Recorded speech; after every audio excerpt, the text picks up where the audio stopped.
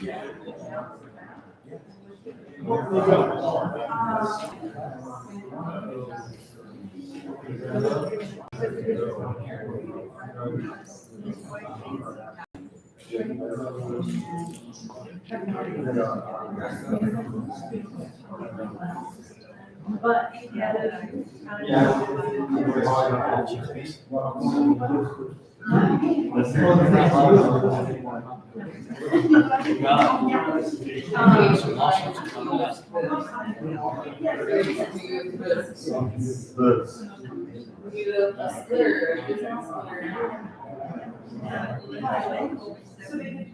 I know, I wasn't expecting this.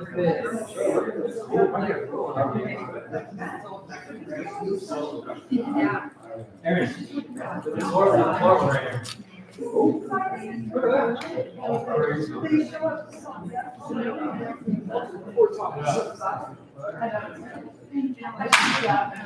Yeah, it is. Very soon.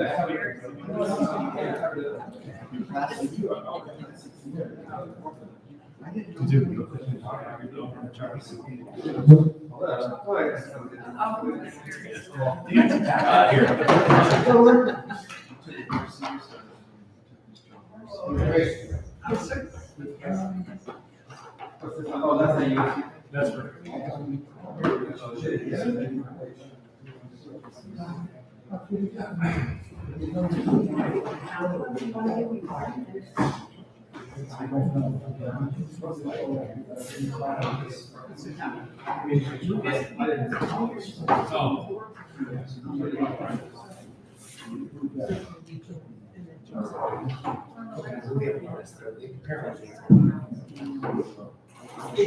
She mentioned.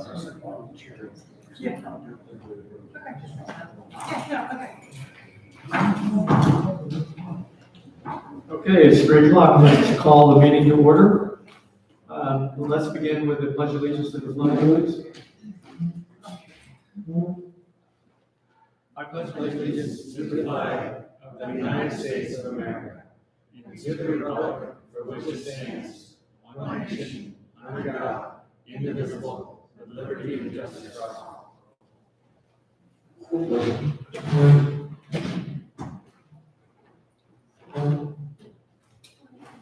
Do any of the board members have conflict of interest to declare? No. Do you have any that you're not declaring? Not that I believe. Okay. The board met in executive session this morning and took the following actions. We approved the April 4th and April 7th executive session meeting minutes, approved the April 18th code enforcement minutes, discussed the contract negotiation, approved a personnel matter, tabled a foreclosure, approved a homeowner variance request, discussed a vendor contract, discussed policy revisions, reviewed the delinquency report, reviewed the violations report, reviewed management action plan, and reviewed legal billing. Somehow that took 4 hours. The list didn't seem that long. Okay, so if anybody wanted to speak at the member forum, you fill out something and bring it up to Tracy or Aaron, and you'll have time to do that later. Let's start off with committee updates and reports. Did Todd have a TGIS report?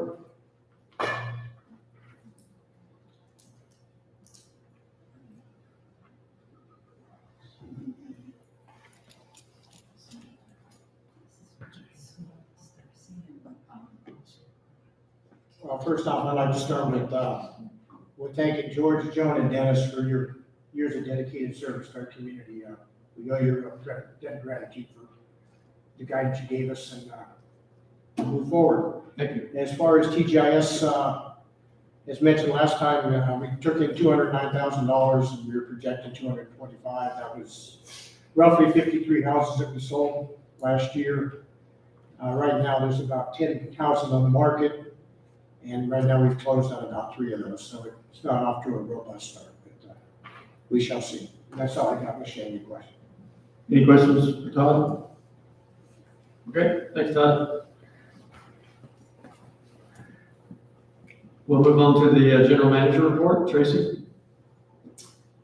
Thank you. So I'd like to announce that we did have our our meet the candidates night. We had a great turnout. A lot of fun getting to know the candidates that are running and some of their perspectives. Just to remind you guys, talk to all your friends and neighbors, remind them, please vote. We do have to meet quorum, that's 20% for the vote to count. So be sure to get that done. We do have our annual meeting coming up on May 23rd. All ballots will be due prior to that, or they can be turned in the morning of at the meeting. And that's when we'll find out who our new board will be. We also had our annual committee luncheon, and great turnout for that one as well this year. And just wanted to thank all of you. I see a few of our committee members out there.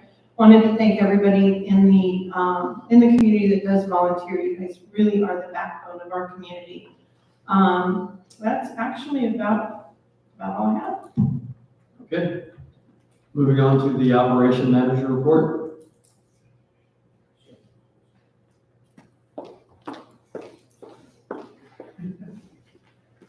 Hello, I will be speaking for Mary today. I feel like all of our reports are fairly short today. So here's what she has to say. Last month we had our first Sunday brunch and it was a great success. Everyone really enjoyed themselves and the on the bar was a big success. The event sold out within the first hour of tickets going on sale.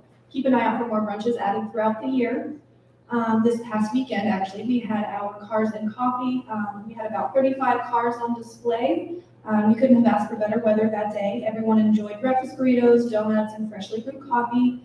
They chatted about whether Ford or Chevy is better, and I still say neither. Our next one is scheduled for June 17th. Due to inclement weather we are experiencing this week, our pool party was rescheduled for May 9th, this upcoming Tuesday. We do have some tickets available for this event, so stop by the Blue Water to pick up yours. And if you haven't picked up tickets for the May 12th concert, we do still have some of those available. And just a quick breakdown of what we have on the schedule for Lifestyles this month. Movie Day is on May 11th, starts at 1 p.m. and we'll be showing the original Top Gun. Bingo Night is May 16th, and Brookdale will be joining us again and sponsoring the refreshments for that event. And there's still plenty of tickets, so we'd love to see you there. On May 24th, we will be partnering with the American Red Cross for a blood drive and an e-blast with additional information about how to sign up for that. Will be going out shortly. There are limited spots available, so if you would like to donate, please be sure to get your name in as soon as possible when that information comes out. And then on May 30th, we will be having Dr. Shaw come out and speak on diabetes prevention and awareness, and that is going to be presented by Kelsey Insurance. We have a lot of events coming up for this summer, so if you would like to get sneak peeks or don't want to miss any of that information, please make sure that you're signed up for e-blasts and you'll get all of that information firsthand. Thank you. Thanks, Jessica. Let's move on to, I don't think anybody had turned anything in for open forum, but if you think of something during the meeting, there will be another chance at the end to fill out one of the forms and give it to somebody up here at the table.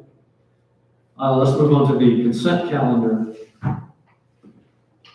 All right, on the consent calendar this month, we have approval of open session minutes dated April 4th.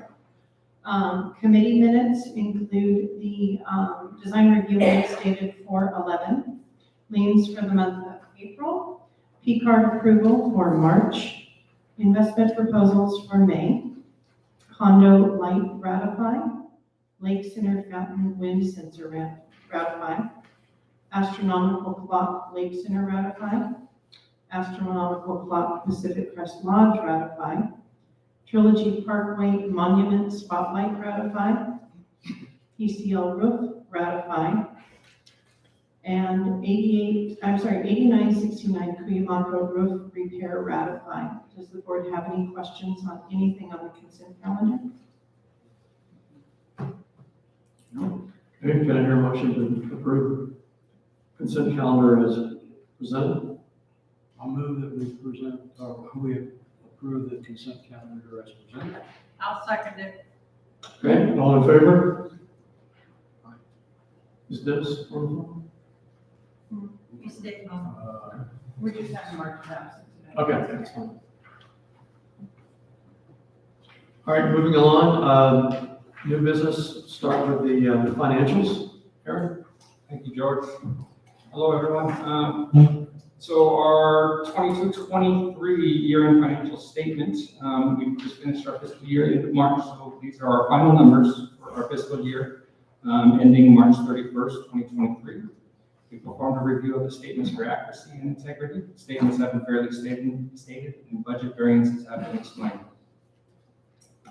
For our summary of reserve funds, our year-ending balance, including our beginning year balance, homeowner assessments, interest earned, and expenditures made. For the master, we're at $5,721,106. Condo, we're at $1,658,197. Elevator, $732,701. Total for all three, $8,112,004. Our liquidity ratios, with anything over 1 being considered healthy. Master, we're at 1.2, condo 15.4. Elevator, we have no payables, we're completely liquid there. For our aging and uncollectible HOA over 60-day delinquencies, master, we have 6, condo 2, elevator, we have 1. For our master summary of operations and budget, for our operating revenue, we are over budget, which is a positive variance of $39,987. Operating expenses, over budget, $14,326.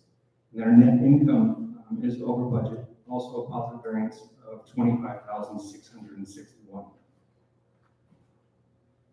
For our year-to-date variances, operating revenue, we're over budget, positive variance of $39,987. Resulting from $20,081 from avocado revenue from our heavy crop this year, $13,813 over budget with communications royalty due to increase in communication provider subscriptions, and over budget in miscellaneous homeowner charges due to increase purchases of address tile and RFID purchases. For our operating expenses, we were over budget $14,326. Utilities, we're over budget, $5,949, resulting from a big, we were really under budget with potable and aging water at $71,093 due to our active water conservation. But we got hit on the other side with electricity being over budget, $25,626, with the late billing and our rate increases we've all seen. Gas, also huge rate increases, causing us to be over $32,305. And then our golf course, the electricity there is $17,242 over budget due to previous fiscal year invoices paid this year. And then other minor variances of $1,869. For landscape, we were under budget $3,942, resulting from $6,831 in irrigation repairs being under budget due to fewer repairs needed. Avocado extras, we were over budget $1,795 due to Bernie and his team coming out during these heavy rainstorms to help clear the ditches. And then small variances of $1,094. For our swimming pool and spa, we were over budget $3,682 due to just needed repairs to the pool. For our spa and fitness, you'll notice here fitness classes in Blue Water. We were over budget in fitness classes by $5,052. We were under budget with Blue Water Sports Club events of $7,015. It's really hard to track these expenses the way they've been compared to budget. So what we're doing this new fiscal year is combining our fitness classes with the trainer expenses, and then the same thing for our Blue Water events. We're going to be coding them to events. So these are the things that have been causing these overages in these GL lines that are being corrected this next fiscal year. And then we have $190 in other small variances in that line item. For events, Mary's not here for me to defend her, but she's over budget $41,338. $42,745 of that is in event expense being over budget due to incorrect budget calculation for 22-23. I went over this briefly last month, but one more time since it's the last month of the year. Our budget is only half full. We didn't include Yes, we didn't include Ticket sales, that, the tickets. So right now our budget consists of our TGIS events reimbursement. It doesn't include the events revenue that's created for ticket sales and things such as that. So really, her correct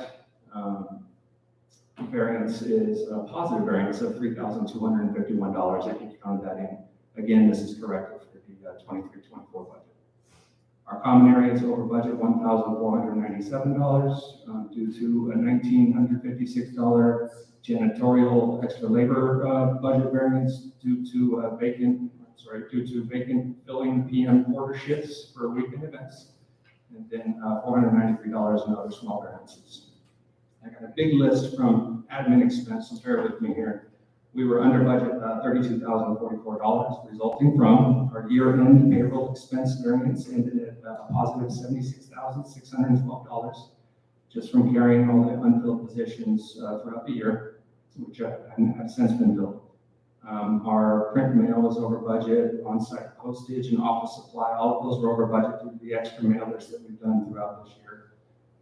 Accounting reimbursables were over budget by $9,081 due to the annual off-site storage fees and increased print and mail costs.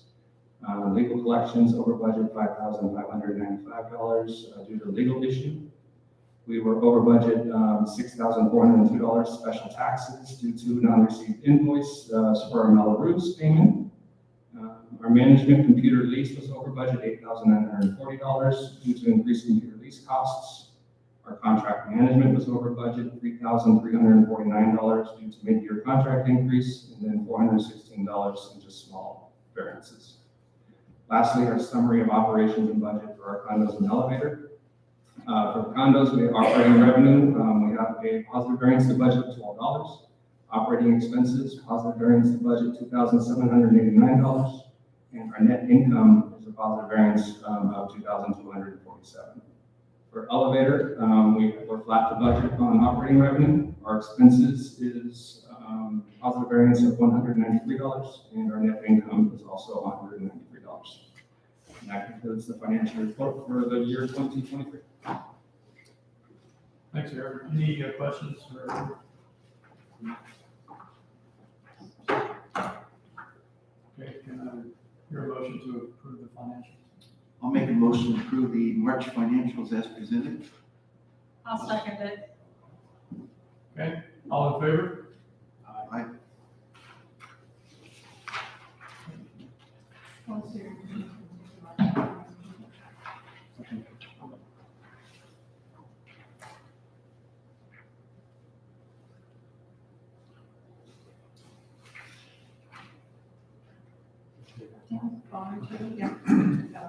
Okay, so I'd like to present to the board today a project to replace the ballroom tables, which would consist of just the round tables. They're all 72 inches, which is 6 feet in diameter. These seem to be the original tables. They're getting to a point where they're just getting really beat up. They're still functional. It's just they're at that time in their useful life where it's time to make replacements.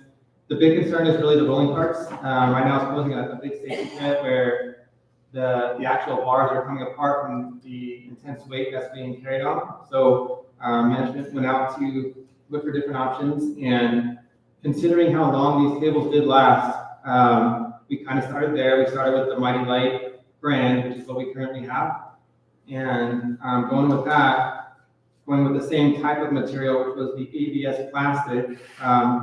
Kara and I, we did some research and reached out to the manufacturer, and then it's just a very durable table. So comparing that to other tables we looked into, which would be kind of like your standard rectangular tables that we have here, it's just not going to hold up throughout the years. How often we have events every week, numerous times a week, rolling them in and out. So what management is proposing is for the board to approve the proposal by Mighty Light to replace the round ballroom tables with the extreme edge option and rolling carts at a cost not to exceed $11,857.88, and to approve a $200 contingency for any additional changes in freight charges, as the freight charges will reflect the current freight cost the day the order is placed.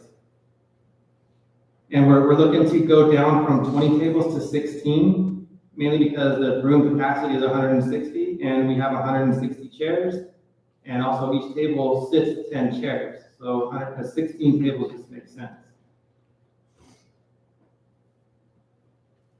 Okay. Any questions for Dan? Dan, what kind of shape are the chairs in?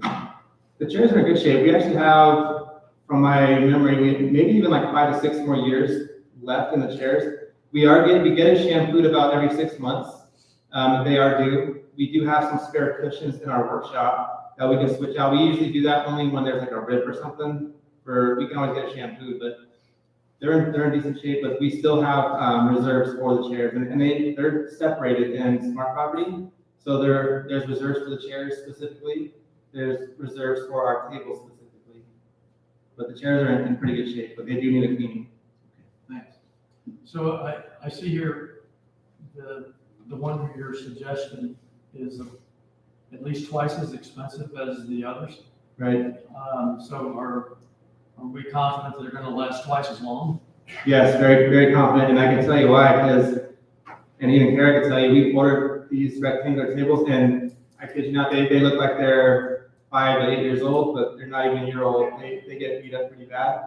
Those rolling, the circular tables get so much use. I think if we go that route, we're just gonna constantly be replacing tables. I know the frames typically will come apart from the table, so you gotta kind of like, make those adjustments. And I just feel the Mighty Light tables, how well they lasted, how durable they are. They come with a 15-year limited warranty. Basically, your standard warranty where if it's not due to negligence or vandalism, they cover it. The other ones come with 2 to 3 year warranties. I think it just kind of reflects on the useful life on Okay. Any other questions for Dan? Not gonna hear a motion?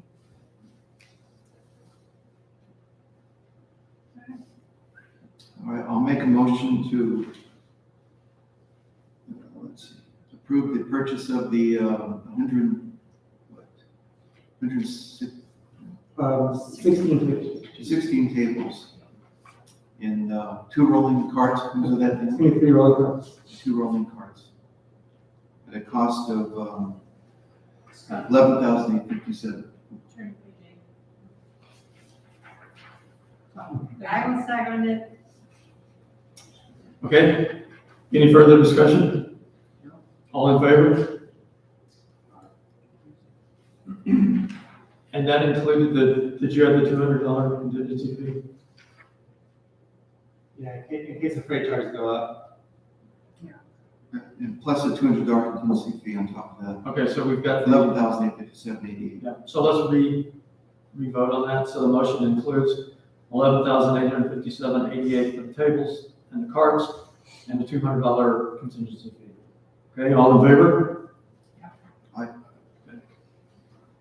All right, next up is the canyon entrance lights change order. So we did get this approved, I believe it was last month, to replace the canyon entrance lights at all the canyons. And best case scenario was to reuse some of the LEDs in areas that they weren't really shining on anything, served no purpose. Say if a tree was removed, the lights were shining on basically nothing, so we would cap that area, relocate that light to another area that needed a light. It turns out that 3 of the lights that we plan to hopefully use were not usable. And also, circling back, a resident had reached out to me about a certain canyon that we missed, and it was because it was overgrown landscape, and I wouldn't think to even dig down into there, but there were some lights exposed there. So we found some extra lights as well. So basically, we worked back with our vendor, Trop Electric, to get a cost to fulfill the remaining lights that are needed at the canyons. And so we need an additional 6 lights to be installed. They came back with a cost of $1,736 when I asked if there's anything we could do to maybe cut that cost down, because we already had a contingency approved last month of $1,000. They agreed that if we purchase our own lights, we can, eliminate that markup. So, we had purchased the lights, at a cost of $319.44, when they were gonna charge basically $100 per light, so about $600, which brought their proposal down from $1,736 down to $1,136. So what management is asking for the board to do is to approve the proposal by Travel Electric for $1,136 and approve the purchase of the lights in-house. That was $319.44 at a total cost not to exceed $1,455.44. And we've already talked to the landscapers to make sure they cut back those areas that had lights covered up to make sure they're exposed. Okay, any questions? No. Okay, I move to, the board approve the proposal by Charter Electric to replace additional canyon entrance lights, damaged photocell, including the purchase of the new lights, at a cost not to exceed $1,455.44. I'll second it. Wait a second, third. All in favor? Aye. All right. This might be one of the shortest agendas I've ever seen. Let's hear it for short agendas. All right, moving on to reports. Were there any questions or comments regarding the landscape report, OCOM report, the management landscape report, or the PARA monthly landscape report?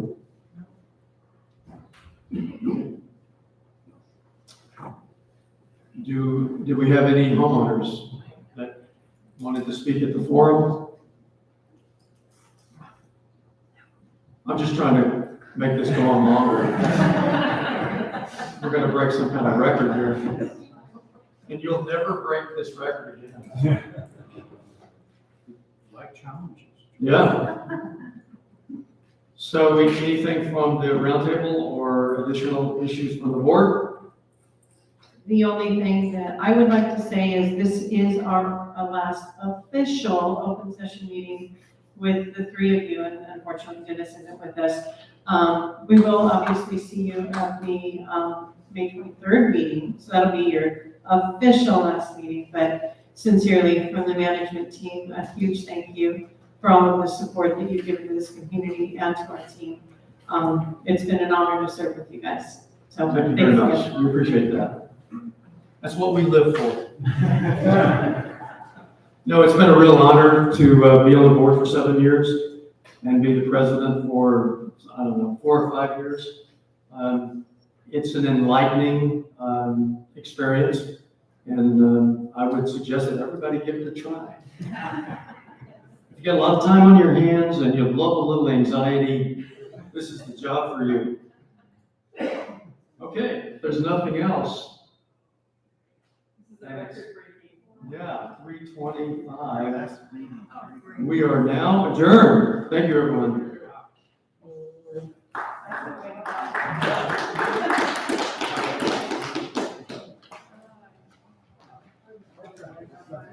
Yeah.